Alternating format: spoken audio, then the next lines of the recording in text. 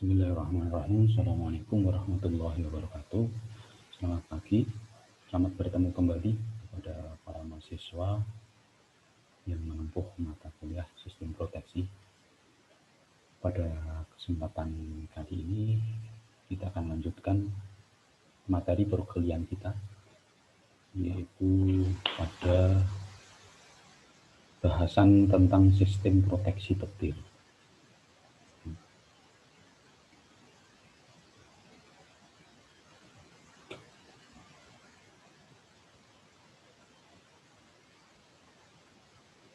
Ya.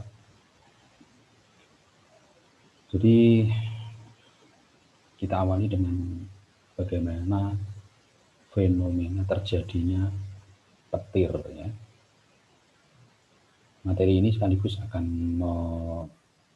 menjawab tugas yang kemarin saya berikan, ya, berupa sebuah pertanyaan yang harus kalian diskusikan itu.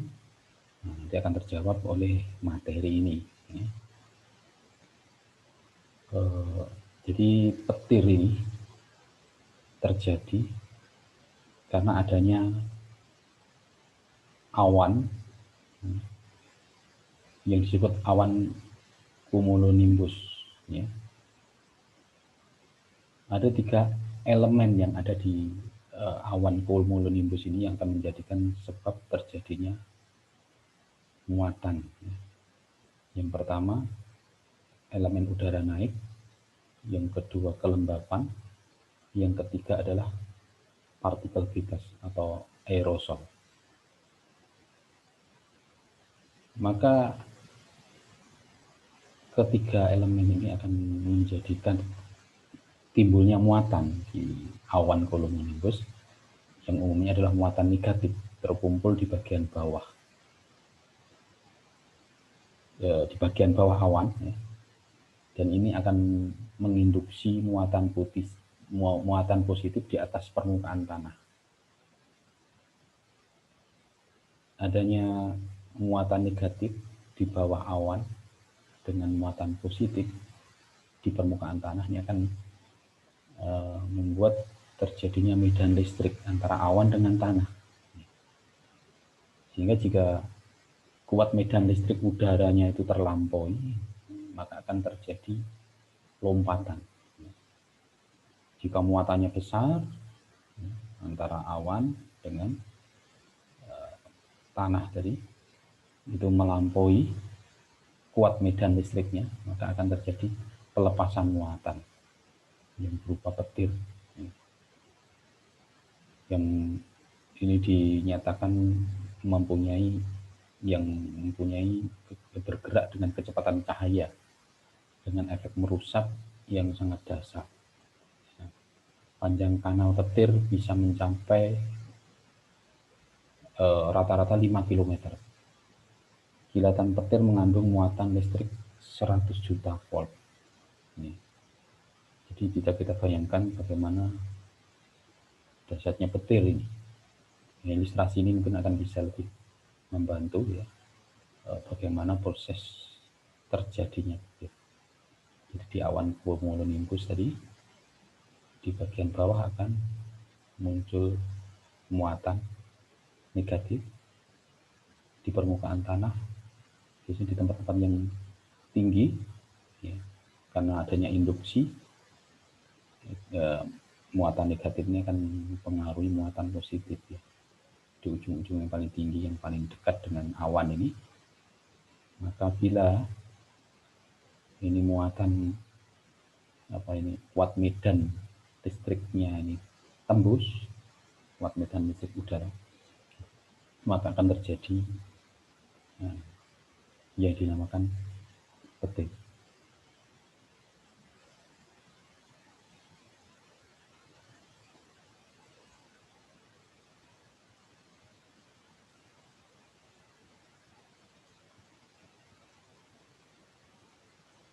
Jadi aliran muatan positif ini akan bertemu dengan ujung lidah petir yang melangkah ke tanah, membentuk alur muatan listrik, dan alur muatan listrik ini disebut adalah return stroke, maka akan terlihat cahaya petir. Ini pergerakan lidah pelopor dari awan ke tanah. Memang kalau dengan menggunakan kamera dengan film diam, ini akan gambarnya kelihatan seperti ini saja, berupa satu garis. Tapi kalau kita bisa menggunakan kamera dengan film bergerak, maka akan kelihatan bagaimana sambaran petir ini terjadi dan return stroke, pukulan balik. Gitu. Nah, kemudian timbul pertanyaan, bagaimana petir itu menjumpai objek atau menyambar benda. Jadi teori pertama, petir ini akan menyambar awan ke awan. Jadi karena di muatan bawah ini negatif, di muatan atasnya positif, jadi dia awan ke awan. Nah, barulah awan ini menyambar benda di bumi yang paling tinggi di antara sekitarnya.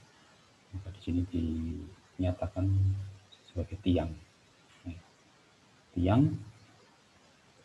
tersambar, maka akan terjadi gelombang berjalan yang akan merambat pada kabel atau penghantar dan akan masuk ke dalam rumah. Ini gelombang berjalannya ini juga mempunyai efek yang cukup berbahaya sehingga bisa menghasilkan bisa merusak peralatan-peralatan elektronik yang ada di dalam rumah. Atau teori yang kedua, langsung awan langsung menyambar ke rumah karena rumahnya mungkin cukup tinggi di antara benda-benda di sekitarnya. Atau teori yang ketiga, awan menyambar pohon, tempat yang paling tinggi, benda yang paling tinggi pohon, sehingga pohon kena sambaran. Kebetulan batang pohonnya basah, ini akan dipaksa mengalirkan gelombang berjalan akibat sambaran tadi. Karena batang pohonnya menempel di pagar besi, gelombang berjalan akan terus mengalir, menyentuh pipa, dan tahu-tahu kita mendapatkan pompa air di dalam sumur terbakar. Ini karena efek gelombang berjalan, atau melalui akar-akarnya, akar pohon kena pipa kena pompa air. Kita ingat dulu bagaimana teori gelombang berjalan atau gelombang impuls. Jadi petir ini bentuk replikanya adalah kita bentuk replika di mata kuliah tekanan tinggi dulu, yaitu adalah gelombang impuls. Jadi gelombangnya seperti ini, naik dengan muka curam, kemudian akan turun dengan perlahan. Gelombang standar impuls adalah seperti ini, yang disebut muka gelombang, ekor gelombang. Jadi muka gelombang ini menunjukkan kecepatan naiknya.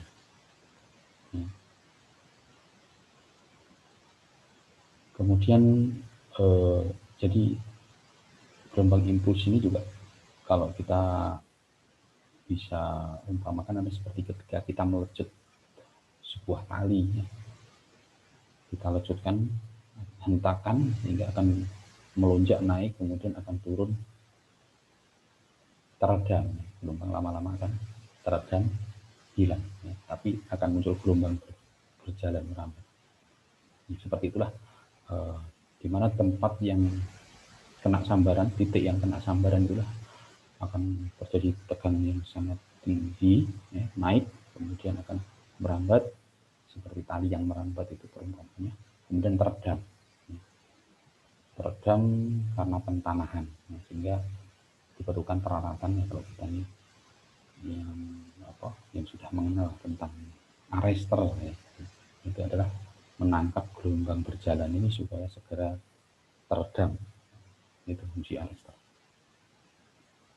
Nah ini ilustrasi juga bagaimana sambaran petir itu menjumpai objek. Jadi ketika sebuah gedung tersambar oleh sambaran petir, maka benda-benda yang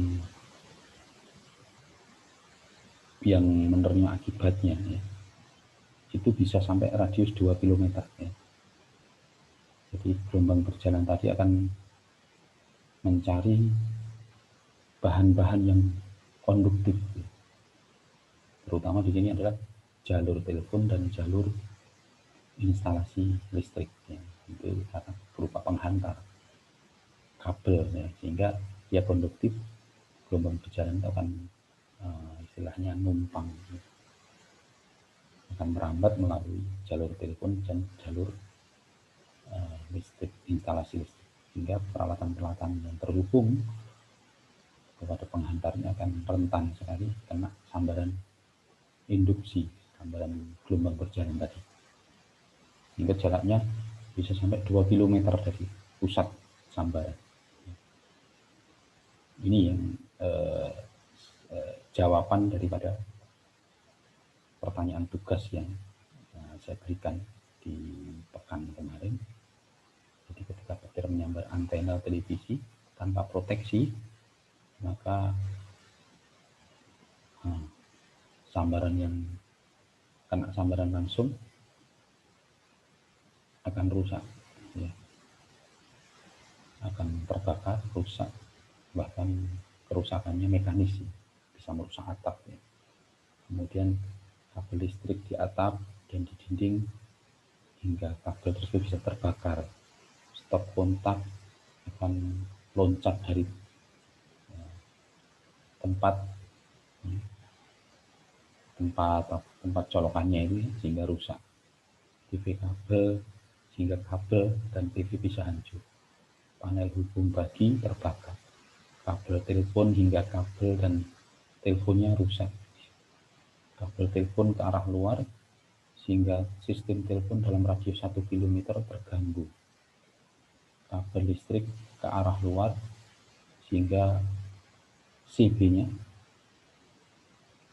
pada jarak 2-3 km akan bekerja. CB-nya bekerja mendeteksinya, jadi memutus jalur instalasi. Jadi begitu bagaimana akibat daripada sambaran petir ini. Jadi ada sambaran yang akibatnya langsung, ada yang tidak langsung, yang induksi tadi. Baik, jadi kita mengenal tadi fenomena terjadinya petir, dan kita juga perlu mengetahui bagaimana distribusi petir dunia itu. Jadi bagian yang daerah hitam ya, ini Afrika Tengah, ini adalah mempunyai intensitas tertinggi untuk terjadinya petir. Daerah yang berwarna merah, orange, kuning adalah daerah yang intensitas petirnya tinggi. Jadi kalau hitam itu sangat tinggi, sedang putih dan biru ini rendah. Jadi ini di Afrika Tengah hitam. Indonesia termasuk tinggi karena warnanya oranye.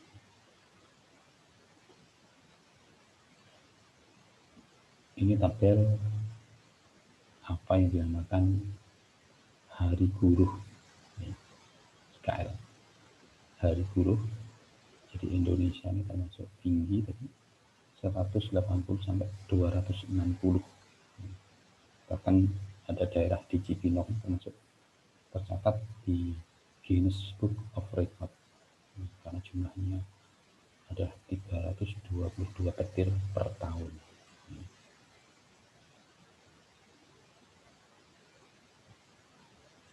Nah, tabel berikutnya ini juga bagaimana menunjukkan sambaran petir, ya, lightning, ya, ini menyumbang kematian, ya, itu pada tahun terbanyak kedua, ya, sebanyak 74 orang, ya, pada tahun 90. Bahkan pada tahun 91 ini nomor 1 penyumbang kematian.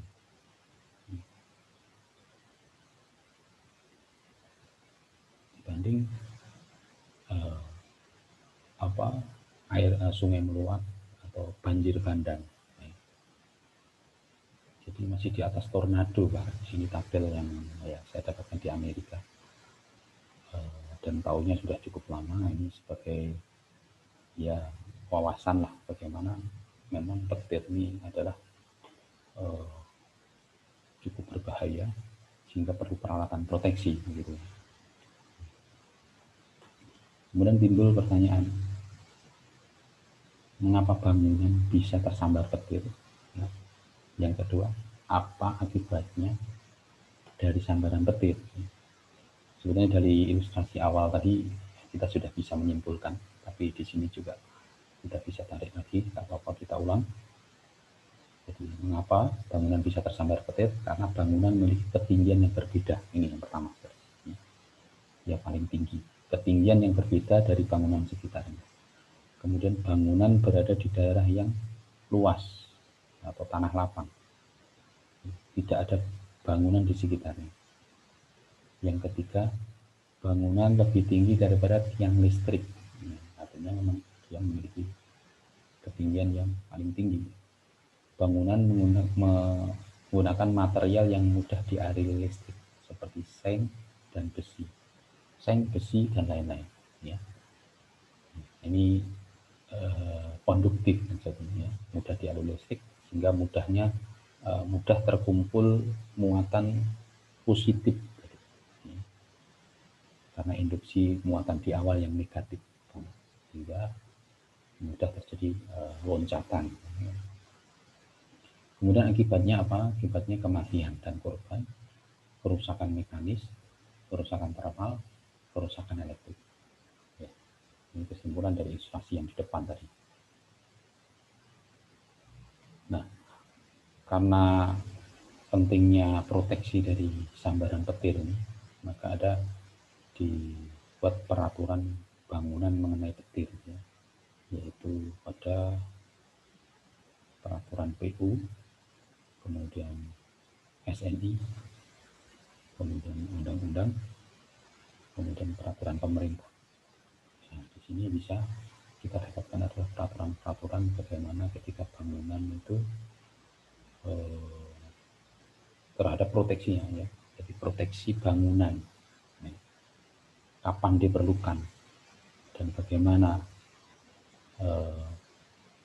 standar keamanannya itu diatur dalam peraturan-peraturan ini. Jadi kerusakan yang diakibatkan tadi adalah kerusakan yang akibat sambaran langsung. Ini mudah diketahui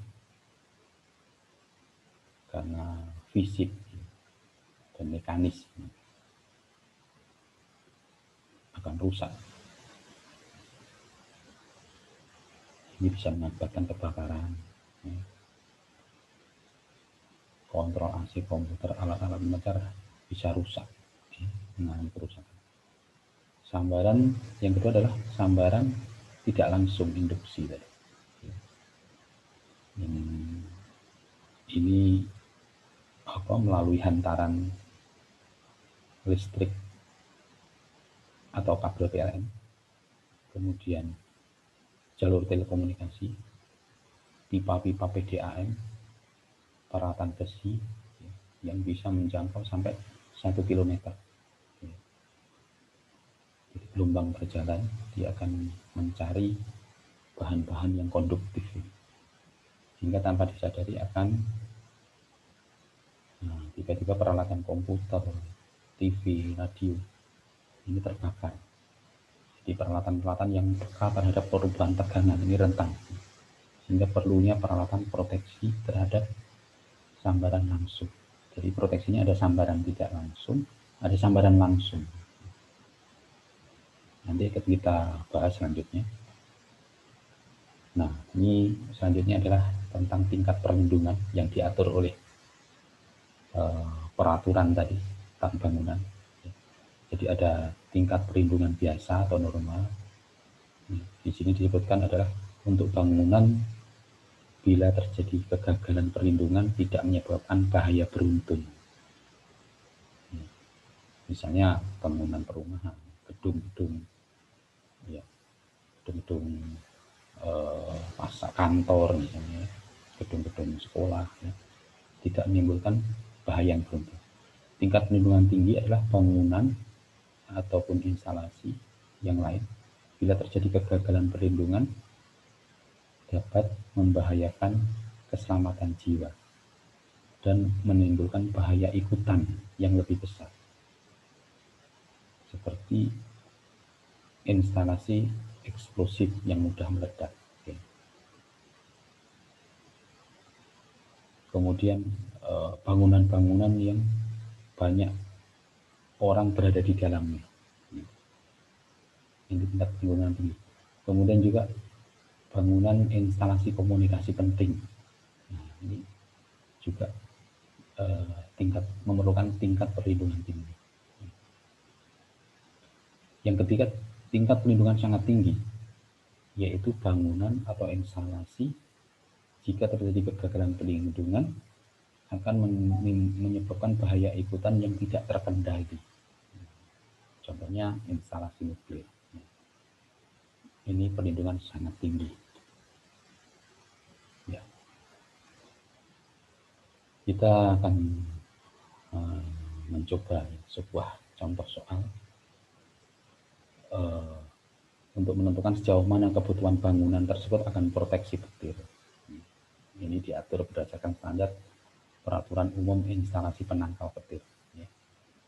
Jadi ditanyakan ini ada data sebuah soal, yaitu sebuah bangunan pusat perkantoran di kota Jember, panjang bangunan 38,65 meter, lebar bangunan 40,16 meter, tinggi bangunan 13 meter. Spesifikasi terminasi udara finial, ya, dari baja. Nah, ini ditanyakan sejauh mana kebutuhan bangunan akan proteksi petir. Ya. Ini menjawabnya kita kerjakan ya bareng-bareng.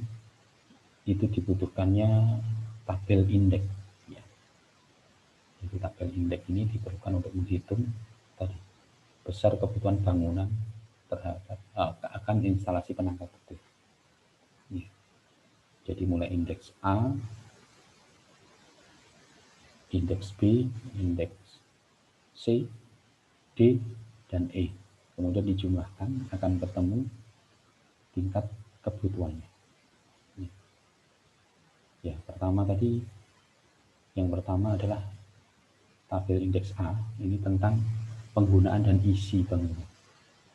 Ya, dari soal tadi disebutkan adalah pusat perkantoran. Berarti dia masuk dalam ya, indeks A nomor 3. Ya, nomor 3 ini indeks A nilainya 2. Ya. Gedung pemerintahan kan, ya, nilainya 2. Ya. Kemudian konstruksi bangunan indeks B. Jadi pusat perkantoran ini terbuat dari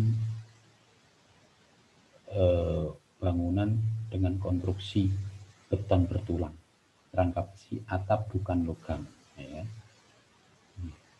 Karena perkantoran bukan logam, maka 2. Ya. Jadi nilainya indeks B 2, indeks A 2, indeks B 2. Kemudian tinggi bangunan tadi berapa meter? Yaitu 13 meter, sehingga 3 nilainya C. Kemudian indeks B, situasi bangunan, ini di daerah Jember ya, berarti tanah datar, berarti D0. Kemudian indeks D ini tentang hari guntur per tahun. Untuk lebih spesifik sebenarnya kita bisa dapatkan tentang Jember ini di BMG Jember ya. Hari guntur per tahun punya data sendiri ya, Jember. Tapi karena ya kita kerjakan dulu dari data yang ada, yaitu di Indonesia ini adalah tadi ya, dinilai indeks 7 ini, ya, Indonesia.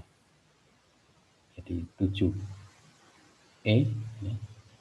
Kemudian kita jumlahkan A, B, C, D, E ya. Jadi berapa? 2, 2, 3, 0, 7. Berarti 14. Berarti dinilai besar. Ya. Perkiraan bahaya besar sehingga instalasi petirnya sangat dianjurkan untuk bangunan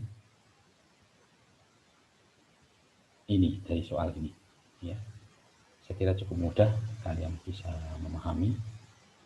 Nah, untuk selanjutnya dari tutorial yang singkat ini, silahkan kalian kerjakan tugas yang sudah diupload. Ya, sama ya dari seperti contoh soal ini, cuma sedikit ada perbedaan. Kalian silahkan kerjakan di selembar kertas, kemudian kalian scan dengan scanner, kemudian PDF-nya kirim ke ujian tugas kuis gmail@gmail.com ya. Paling lambat ya jam perkuliahan hari ini habis ya, sekitar jam 5.40 ya. Demikian tutorial kali ini saya akhiri. Assalamualaikum warahmatullahi wabarakatuh.